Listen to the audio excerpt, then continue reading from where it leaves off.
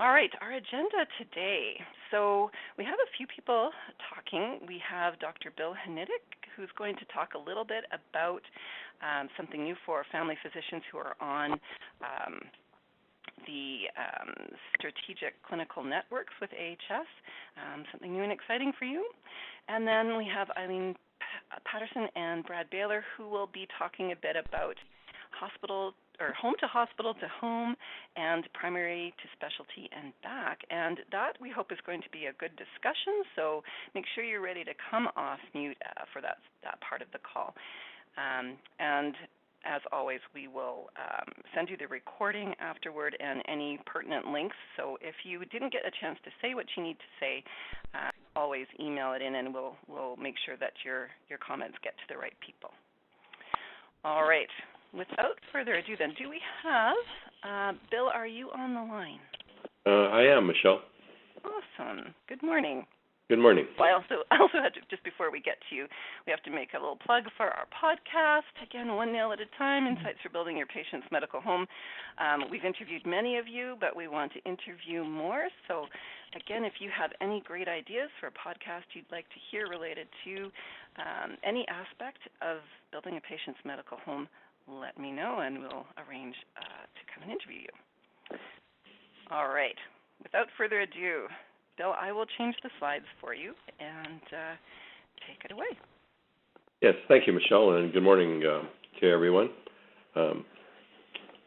I'd like to talk to you this morning for a short period of time about a virtual doctor's lounge for primary care physicians on SCNs. And this is we're creating a virtual space for primary care physicians to really gather and learn with each other, to basically share and learn. So next slide, Michelle. Sure. Actually, Bill, I should have done this, but I'm sure everybody knows who you are, but just in case, maybe just give a quick introduction of the work that you do. Sorry about that. Yeah, no problem. So family practice for 28 years in Vegreville, and then 13 years on a senior management team at AMA in professional affairs, and currently doing some part-time consulting with AMA on the ACT team. So in the fall of 2018, we conducted interviews with primary care physicians with experience on SCN core committees and working groups. And we became aware that many of these physicians really felt disconnected and unsupported in their roles. So to address this need, the AMA initiated the concept of what we initially called the Primary Care SCN Open Space. And really the objective was to create a space that would enable physicians to in the end, have a stronger primary care voice at SCNs. And this in turn would allow for optimized decision-making for the development of care pathways and in turn improve care. This was seen as an important part of physician leadership champion development, and was supported by the AMA executive and board.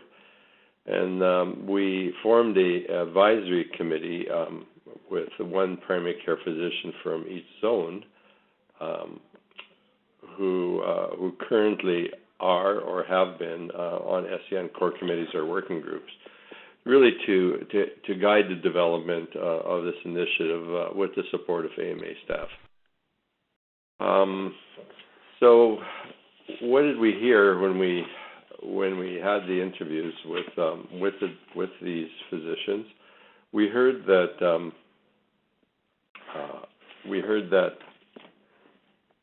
specialists think that really all primary care docs are linked or connected, and they don't realize the scale of primary care in Alberta. So I'm reading now quotes, and certainly, obviously, there are specialists who would think differently. But generally speaking, this is what we heard. I would appreciate having a more formalized ability to connect with primary care providers at the SCN level, and many were referring to what they called as a community of practice. I don't know who to tell about issues that come up at particular meetings, and I don't know really who I am representing when I am there. Am I representing myself as a subject expert, if you will, in a particular area, or am I there representing primary care more broadly? Specialist SCNs don't have a good understanding of the realities of primary care practice. So that's what we heard. We formed the advisory committee, and we sent out a communication piece in April of this year, and we asked for what people thought would be good topics, if you will, for these SCN open spaces. We thought that, and with the guidance of the advisory committee, we decided that the format would be partly sort of a learning sessions, short didactic presentations, and then some facilitated discussions. So I guess very similar to the format that the Physicians Champion webinars are taking on. So these are some of the proposed topics for Virtual Doctors Lounge to tackle, and I won't go through all of them, but maybe focus on sort of themes that came out of these proposed topics. And I think the first one really to focus on is that there was a feeling that the things that are important to primary care are necessarily the same things that are important to specialists who sit on SCNs. That primary care sees the patient more holistically and not from the perspective of a single disease-focused guideline. So,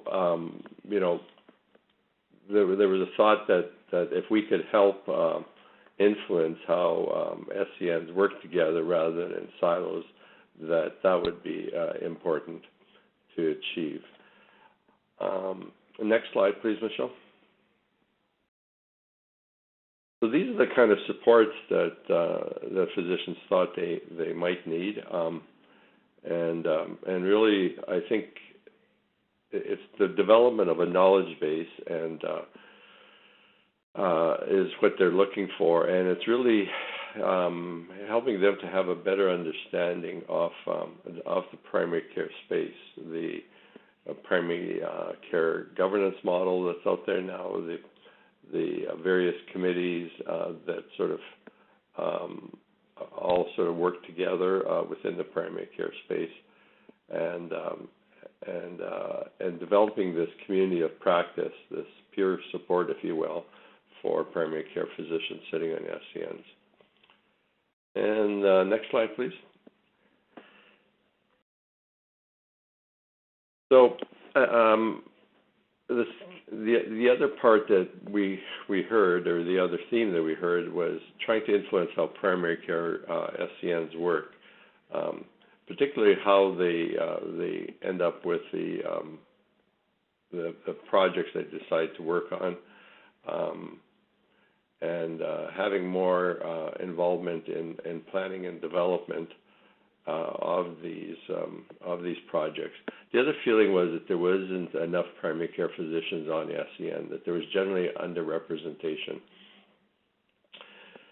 So I should point out at this time that Alberta Health Services is also doing some work in this space. That they are leading a work through the Primary Healthcare Integration Network in sort of improving relationships, if you will, between primary care and SCNs.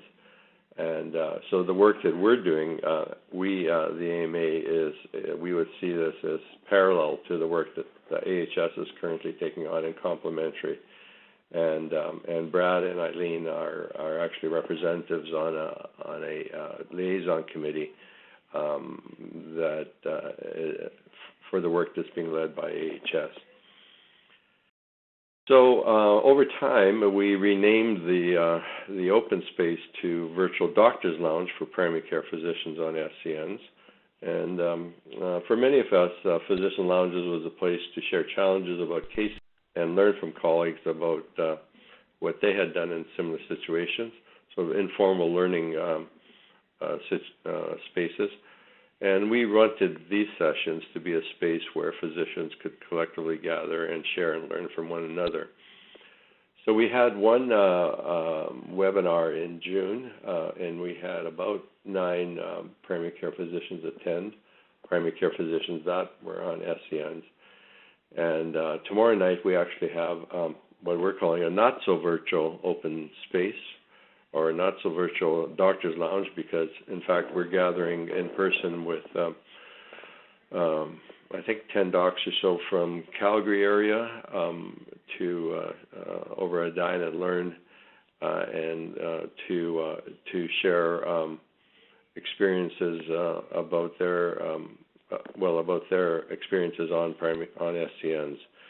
At that meeting tomorrow night, Brad will be doing a presentation on primary care governance, structures, committees, how they work together, the primary care priorities currently in the province, and what primary care docs can do to be successful on SCNs. So we're looking forward to that tomorrow night. We have a similar Dine and Learn meeting on the 25th, excuse me, in Edmonton, with another 10 or so primary care docs. And beyond that, we'll gather and as a team, and including the advisory committee, and see what we all do for the coming year in this space. So that's a very quick overview of the work we're doing. And with that, I'll certainly turn it over to you and ask if you have any questions based on your work as in advancing the patient's medical home, and knowing, and some of you actually may be sitting on SCN core committees. If you have any questions about what we're doing to date, and more importantly, if you have any suggestions on how we can improve and how we support physicians on SCNs. So that's it for me, Michelle, and I'll just open it up for any questions. Yeah. So we have about a minute for any questions or comments, and of course, if you can also type it into the chat box, or if it doesn't hit you until a decent hour of the morning, you can always email it to me, and I can forward it to the right person.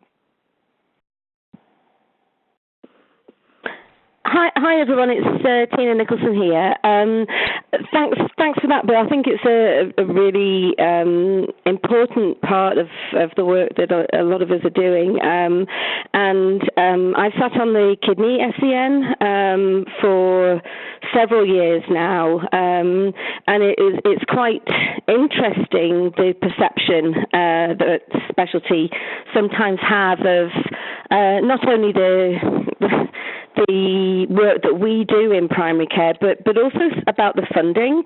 One of the things that always struck me was they really thought that by being part of a PCN, we had this magical pot of money that was able to follow a patient, without our effort, and provided an extra set of resources. So that was a few years ago, and certainly talked to that particular SCN about it.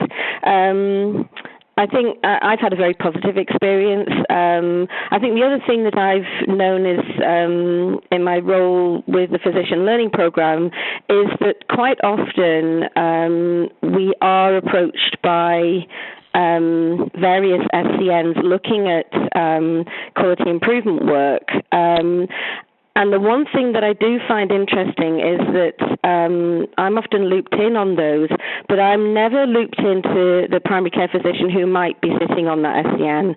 It's usually coming from the higher level leadership of the SEN. And I wonder whether that's another opportunity for the primary care physicians to support each other, especially if a group like the PLP who work with primary and specialty care are getting involved. Yeah, that's an excellent suggestion, Tina, and that's one that we haven't heard before. So I'll certainly jot that down and maybe follow up with you offline. Just sure. Talk a bit Thank more. you. The other thing that we actually heard is whether we should actually be doing a primer, if you will, on primary care for SENs, for them to actually increase their knowledge base of primary care. So, yeah. Great. I think that would be really helpful. I'll just we had a question come up in the chat, and then I'll move us along, and then we can come back to this at the end in the discussion if there are more thoughts. But Bill, Cassie Miller would like to know how to access the virtual Doctor's Lounge. Depending where you're located, as I say, we have spots available to join us in person. So the not so virtual Doctor's Lounge at Dine and Learn, we have spots available in Calgary for tomorrow night and in Edmonton on the 25th. So that would be, and if you contact me, I can certainly make that happen. Great, and I will send Bill's email contact in the follow-up email after this. Yeah. After this session. Perfect. Thank you. Yeah, and I'm just told that it's okay. We don't need to rush the next one. So if there is another burning comment or question, we can take another one. So Lyle, it's Fred Rinaldi calling. Sorry, I'm on my phone. Okay. Good morning, Fred.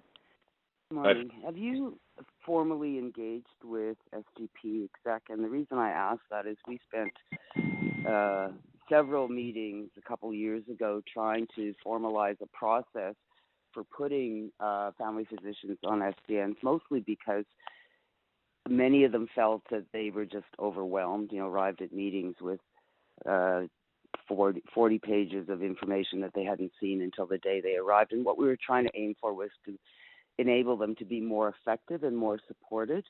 So I'm wondering, when you talk about meeting with physician groups, if it might not be worthwhile meeting with SGP Exec, because we have worked on this over and over and over.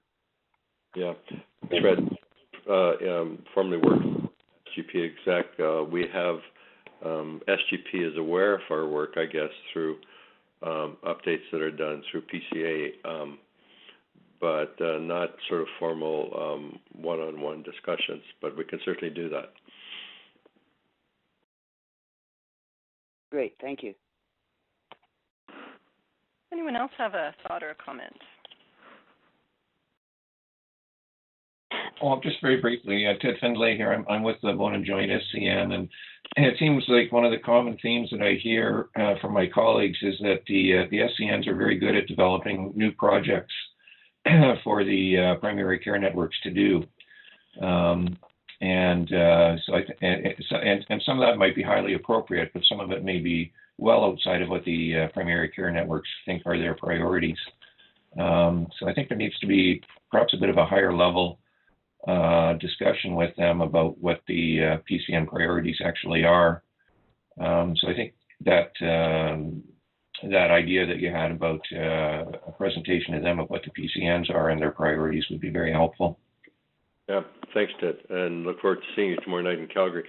So I think that's part of the work as well that is occurring at that AHS is leading through the PHCIN, and is sort of looking at what's called a liaison committee that may end up actually collectively setting priorities for SCNs.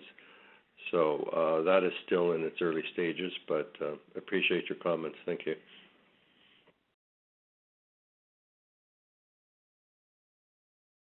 Great. Anyone else?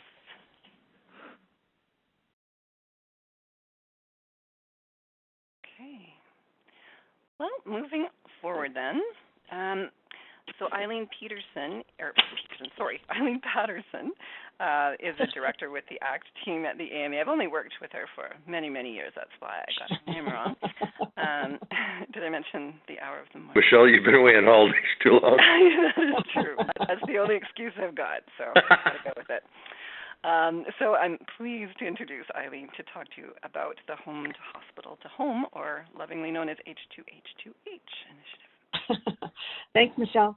My goal this morning is actually to give you an overview around what's going on provincially with Home to Hospital to Home in terms of the progress of the guidelines behind the scenes, and also what's happening, what's going to be advancing and reaching primary care in the next number of months. And so through the ACT program, are of course partnering through the Primary Healthcare Integration Network and connected to the development that's happening provincially, and also though connected to the zones and aware of what's being rolled out and what's happening on the ground. And so what we're anticipating is that once, though there's activities going on right now, each of the zones actually is doing some work in this area already, some more in the planning stages, but others full on into implementation for a while now. Then what we know is that once the guidelines come out, that there's going to be a more specific rollout. And so we want to be ready to support primary care through your role, through physician champions, through practice facilitators, by having the right information and supports that we can distribute to those who are doing the work in the field. So what I wanted to do is just do that combination. This is what's coming, and this is how we, what do you think are going to be the big issues for us when this comes out through the guidelines, and we have that resource and we're working on it in the field, and then we're trying to build the strongest possible resource. So that's my goal here, is to get your input to help us shape that strongest possible resource. Thanks, Michelle. Next. The guidelines are not completed yet, but they have emerged now to have these 6 elements, if you will, based on the evidence in terms of what best practice is. So attachment confirmation. So is the patient who is who's in the hospital, what is their connection to primary care? So confirming that attachment, and or if they're not attached, then having a process with the local PCN to find attachment. Second is transition notification to their patient's medical home, so to the primary care practice that they are attached to say, hey, your patient is being admitted. If there's anything that we should know, please, please contact us so that we can build it into our acute care planning process. And then 3 is the transition discharge planning process. So that's the hospital focus around how they're going to pull the pieces together and prepare the patient for the right discharge. And then 4 is the provider discharge summary, so getting the right information back to you. 5 is making sure that the right follow-ups to primary care were set up. And then 6, the referral and access to other community supports. So what's going on right now are the behind the scenes around all of these elements. I know some of you on this call have been involved in the development of these pieces. Next slide, please. What we know is that these are not completed yet. These were the original timelines where they expected to be able to confirm the details of those 6 elements by this month, but in fact there's a 2-month extension because they realized that there was a need to do further consultation with primary care, and so that further consultation with primary care happened through July and August, and we're so very grateful for those who were able to fit the time into doing those consultations, because we really wanted to make sure that this captured where primary care is going, not just where primary care has been, and what physicians tell us is actually is going to be important to have in these guidelines. So there's still one more step that needs to happen for the guideline, and that is a modified Delphi at the end of October, and that's when it's going to go after that in November for final confirmation. So we're gearing up realistically for a winter rollout to the zones, and to be saying, you've been doing this good work. Here now are some guidelines that can support this good work, and then that will happen through the integration network. And then we, through the ACT team, want to be ready to come right alongside and say, and here, let's figure out how this can be useful for your own change management processes in primary care. Next slide, please. Now, things don't happen in isolation. Everything is towards the larger picture right now of the of our goals with the patient's medical home. So this, we know from that this element is highly connected to the highest element of the patient's medical home, which is coordination of care. So that means really there actually is a recommended or a fundamental foundational piece. We know that we need the leadership, the capacity for QI, the panel and continuity, the team members, evidence-organized care, patient-centered care, access to the primary care services. All of those are components of being able to do this well for the patient experience of this transition. So we're really going to be pulling on the different elements that have already been introduced to primary care in order to optimize this transition experience. We are anticipating from a CII-CPAR perspective that because that will be an informational continuity enabler, we're not anticipating doing planning for workarounds, if you will, for those who are not connected to CPAR CII. We are anticipating leveraging those those other components in the change packages that we're going to be building. Of course, this drives our overall provincial objective of continuity of care and to the highest element. So we've had so much success with relational continuity. CII-CPAR is going to be a huge advance for the informational continuity, but then what we do with that information and the changes that we bring to the care planning processes, both in hospital or in the hospital setting and in primary care setting, is our opportunity to really advance the management continuity. And so it's those behaviors, how do we build this into practice, that we're really focusing on. And we're learning a lot in terms of working effectively with the zones through the opioid work, and how we can help people build this into the zone plans, the PCN plans, and to the practice level. And so we're pulling all of those pieces together and not looking at this as a one-of separate initiative. Next slide, please. So we really wanted to connect with this group. I know that there are people on this group who are part of the Integration Network Coalition and who have provided advice on the approach for this work. There are others who were part of the summer consultations, but and so that's been, we want to continue with that. And now as we build the change packages that are going to be specific to the primary care practice changes, then we wanted to come to this group, one, for advice, but also to say, are there members from this group who want to be part of providing advice and guidance on how to bring this to life in the field? So we know that this is going to be rolled out through offering training, resources, support for physician champions who are advancing this with their peers, and also, of course, will be training practice facilitators with the resources that they need to guide the changes in practice. Next slide, please. So this is highly aligned to the reason that PCNs exist.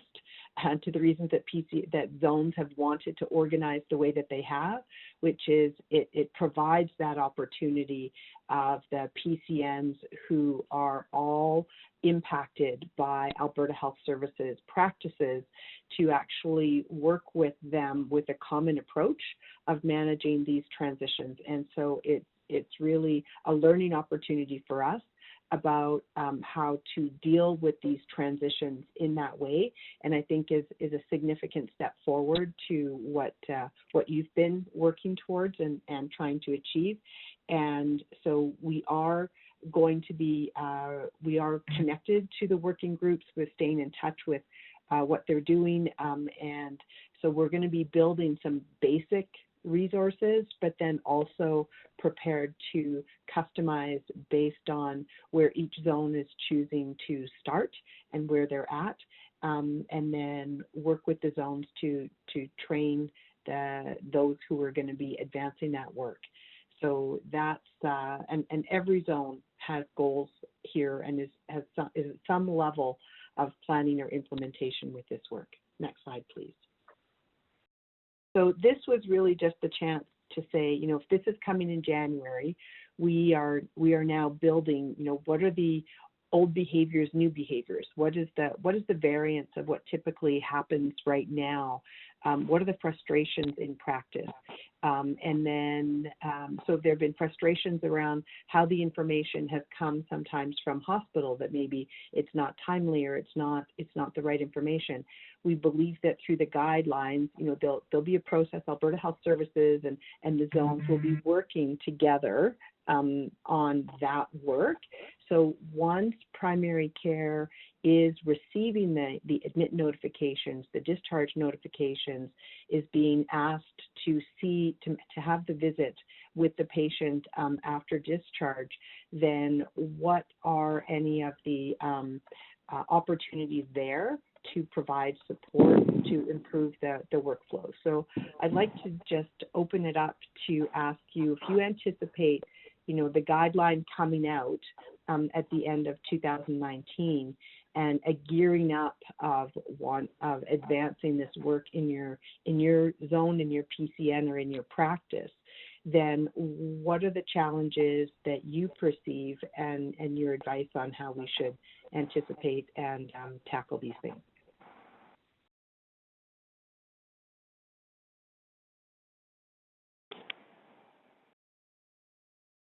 I'll just give everyone a moment to come off mute. I know it takes a moment. Eileen?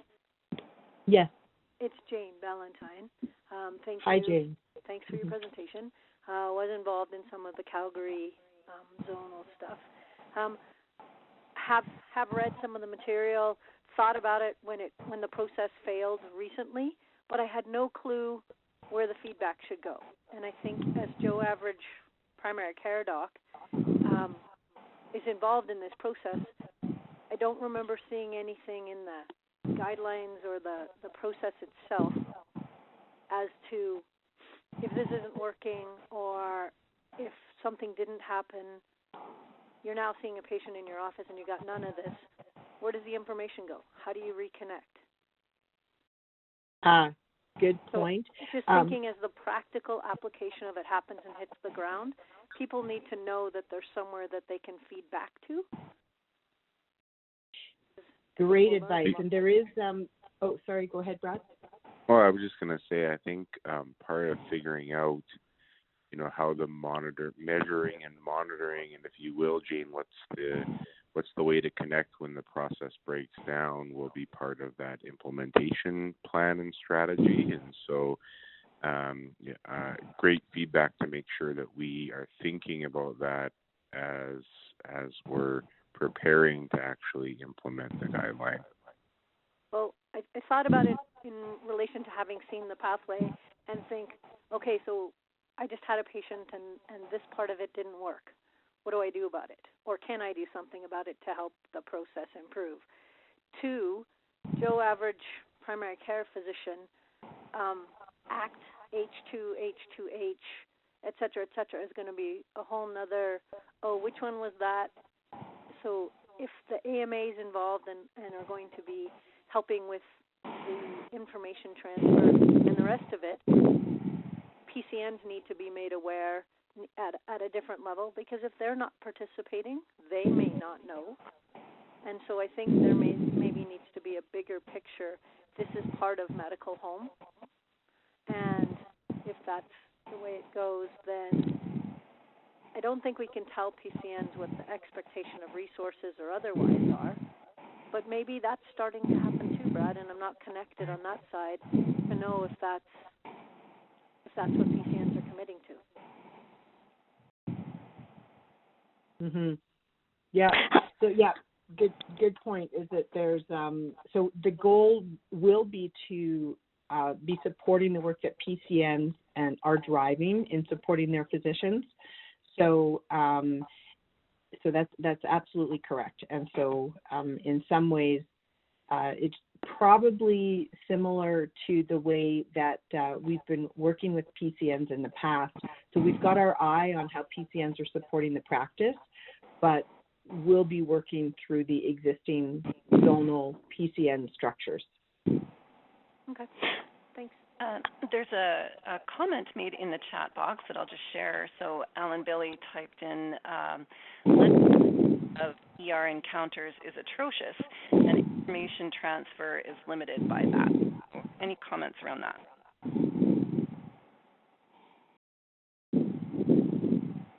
Sorry, Michelle, it's Heidi. Could you repeat that? There's some heavy breathing Sure. on the line. Yeah. Darth Vader joined the call today. Yeah. So legibility of ER encounters is atrocious, and information transfer is limited by that. Yes. So this one is one that we've been working on in the Connect Care rollout. And so as Connect Care goes live in the various areas, the more standardized information that will be typed and legible will be transmitted to NetCare, and if we get it right, as planned anyway, will also be sent to the primary care doc on file with AHS. Now, eventually that will transition over to CPAR, hopefully, but in the initial phases, it will be whoever they had on file through AHS. So we all know there's some errors there, but hopefully as different hospitals with ERs go live on Connect Care, that legibility problem at least will be improved. So of course the documentation quality will still vary. But Thanks, Heidi. Hi, it's Tina here. I was thinking of an example I've just had this week, actually, of a psychiatric patient of mine who's really very complex, who I got the notification of admission for, together with some information that I could contact the pertinent physician to share any additional information. So I attempted to contact the physician, but never heard back. So there are challenges, and one of the things that concerns me is that it's not enough to just produce a sheet that says, please phone this number, or the patient is discharged, make an appointment.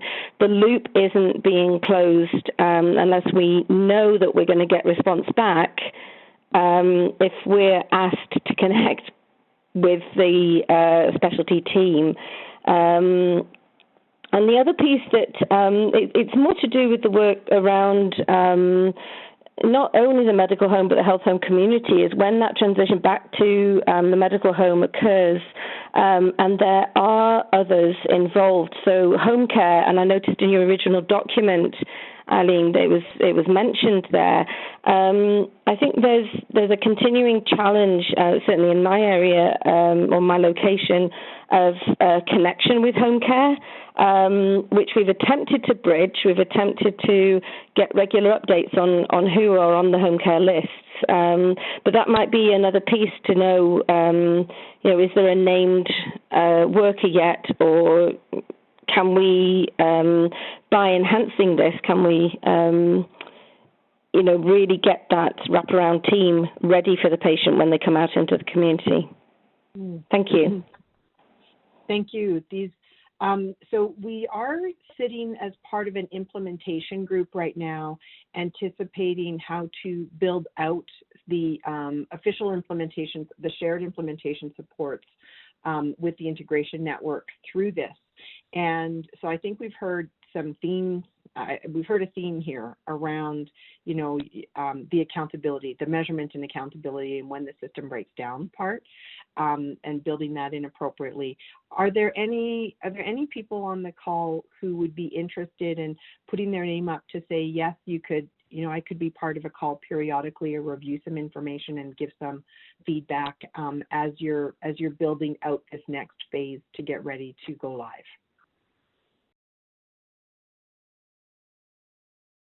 Yeah, I'd be happy to if you need it. Thank you. That was Tina. Sorry, it was Tina. Thanks, Tina. And we heard another voice there. Who was that? Yeah, we can volunteer people to participate. Charles, okay, Tina, Charles. We heard your voice. Wonderful. Those of us with accents that you can pick out. That's right.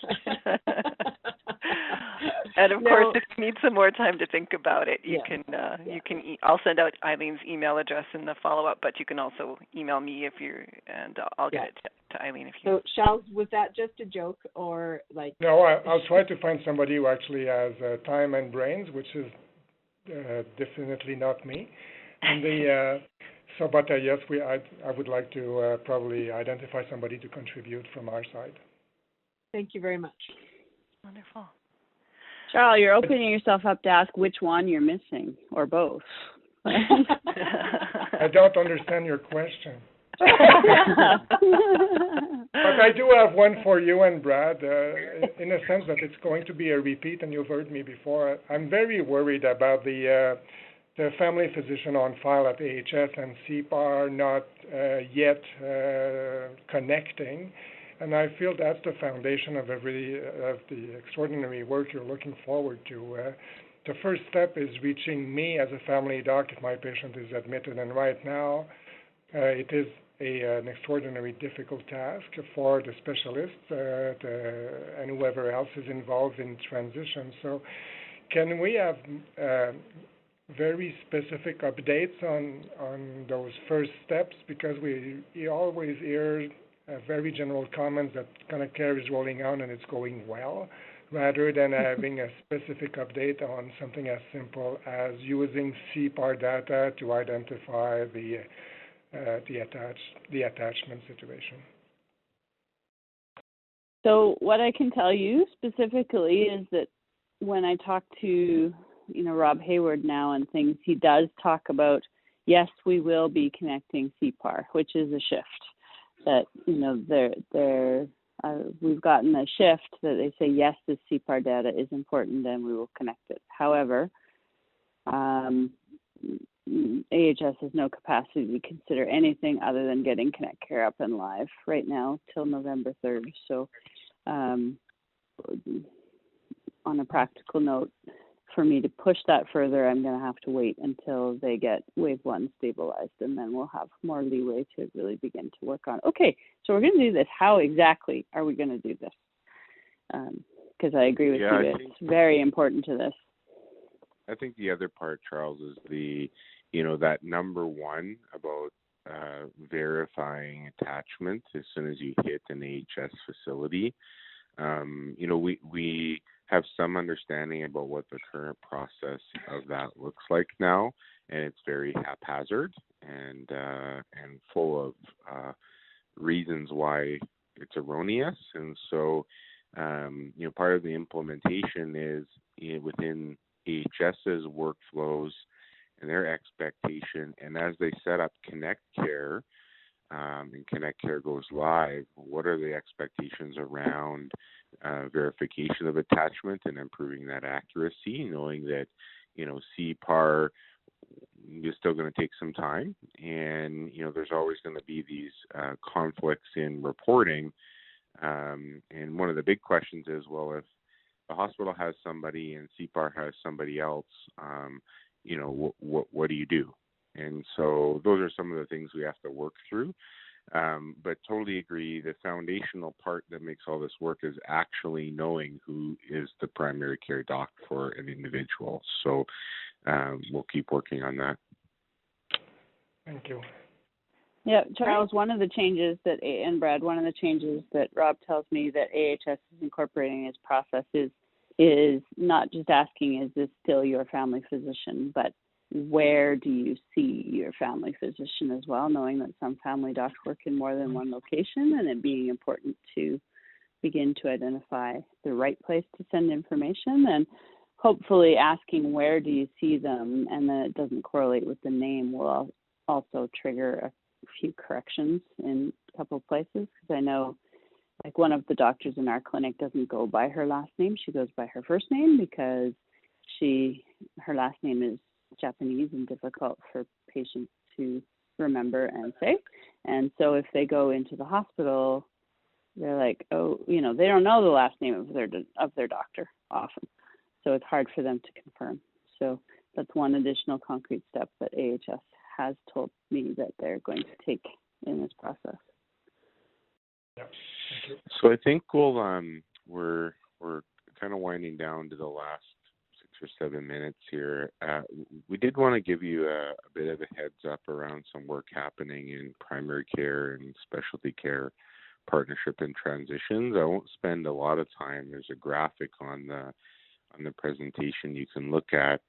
A few things that are relevant in the province, and one is that the new Conservative government has a focus on specialty access, and in specific, surgical wait times have been listed as a number one priority.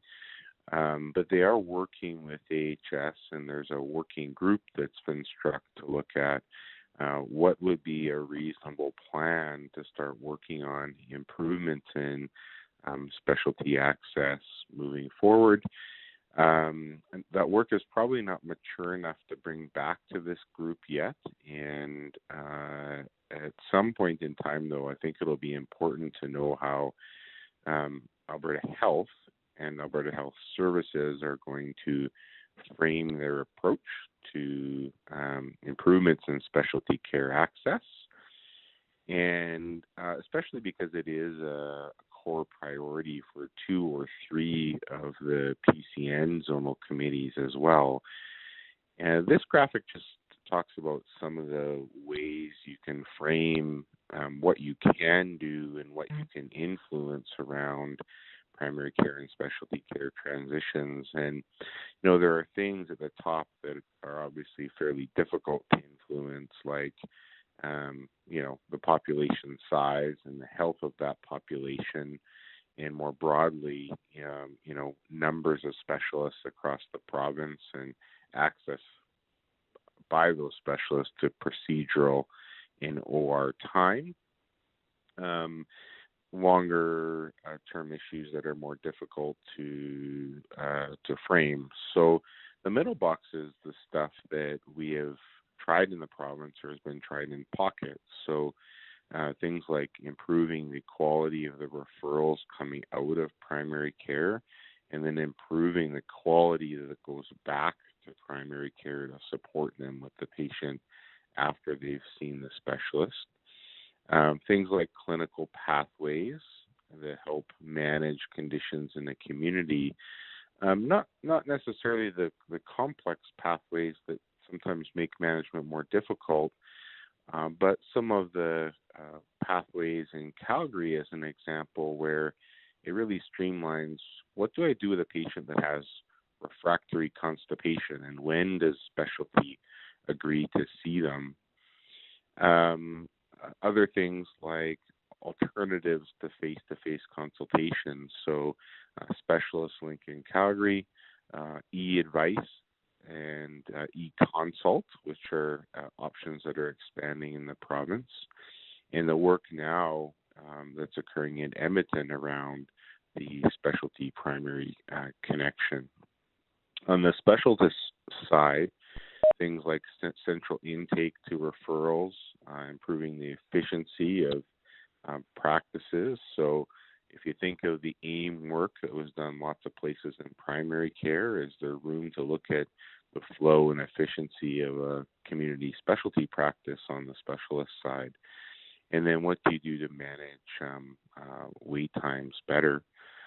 And so below that, there's things that we can influence, like where do we house these pathways? How do we make e-referral and e-advice actually work in a primary care setting and with a primary care workflow? How do we make sure that every primary care doc and PCN in the province knows these resources and how to utilize them? And how do we, as primary care physicians and leaders, participate in monitoring wait time and reporting when referral consultation processes break down? And so this was something that was just jotted down on a piece of paper a while back to help frame some of the potential interventions that might improve the primary care specialty care interface. The Specialty Care Alliance is working through some of this stuff as well and attempting to frame, their best advice to their colleagues on some similar work. And so really a heads up to say a lot happening in this space, interest in scaling some of the more successful improvements like Specialist Link, probably a broader approach and framework coming out of Alberta Health Services. And I think a role for members of this group to perhaps participate in or influence what that looks like in the future. Eileen, was there anything else that we were hoping to kind of capture or talk about? So, Brad, I think it's that we're wanting to understand if this tool is helpful, if the people on this call think that this provides, if you're talking with your colleagues around how to improve transitions, would this be a tool that would be useful, or could it be made more useful, so that people are saying, well, what can we do?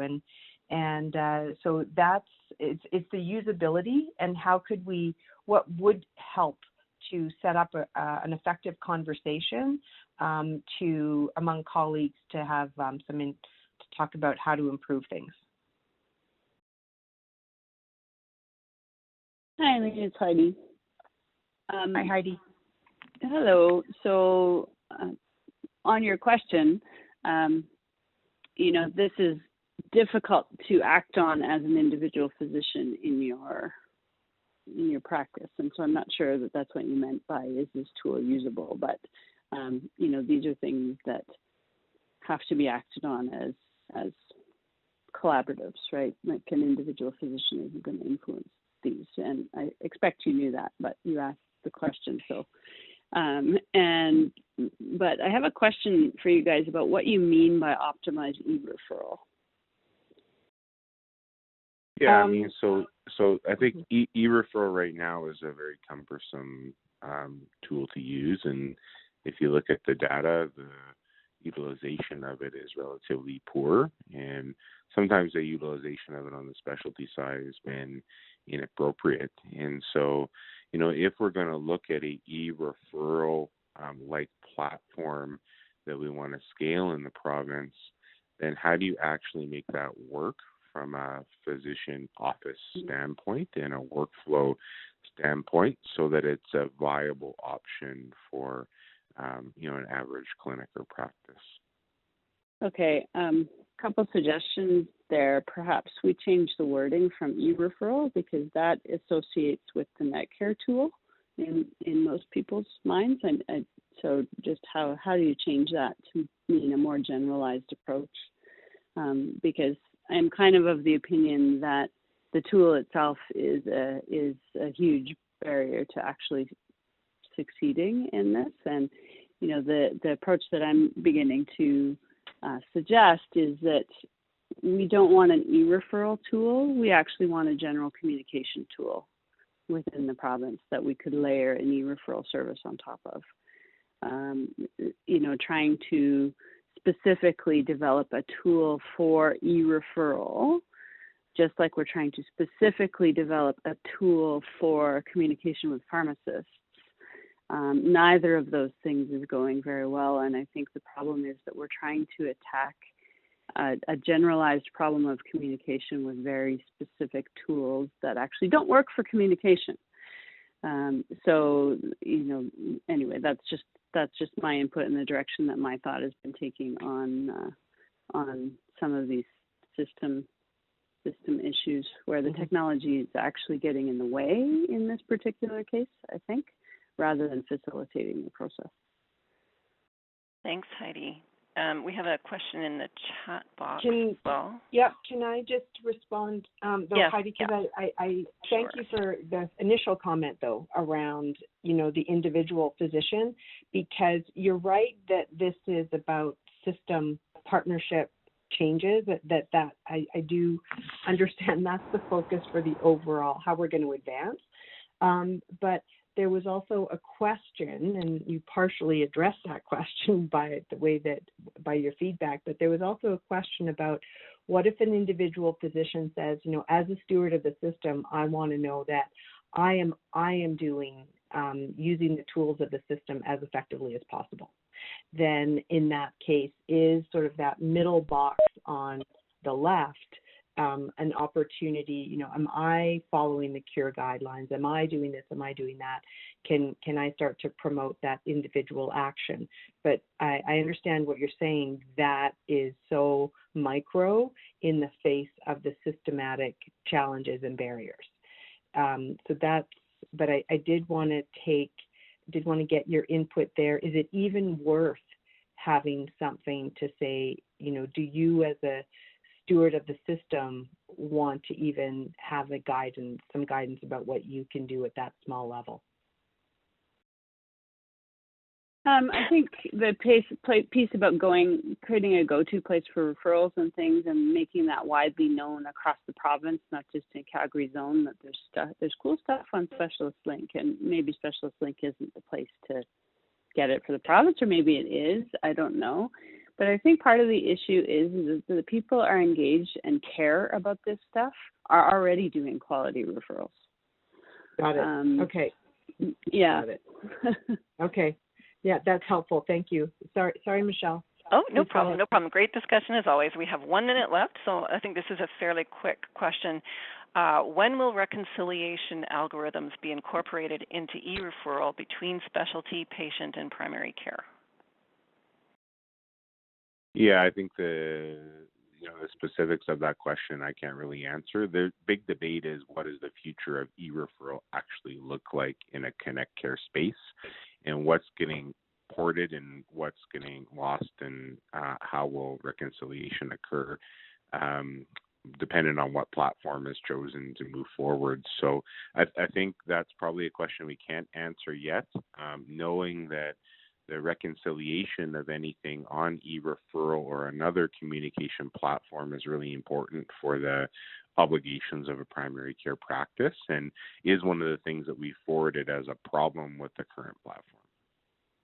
Great, thanks, and the Brad. Connect Care platform is not much better, from what I understand, for that type of referral. So, yeah. Okay, and then one last comment, Brad. I think it would be valuable to add preserve attachment to the family physician as a task to the chart. Currently, threats to attachment information being lost are pervasive. So I'll leave that with you to chew on, Brad. And we are at the top of the hour. So just thank you again, everyone, for the great conversation and input.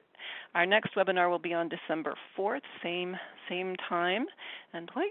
And again, email me if you have any comments or questions. I will send out the recording of the webinar and other pertinent information that you can use going forward. But again, please just email me if you have any questions or want more info. Thank you again, everyone, and we'll see you in December.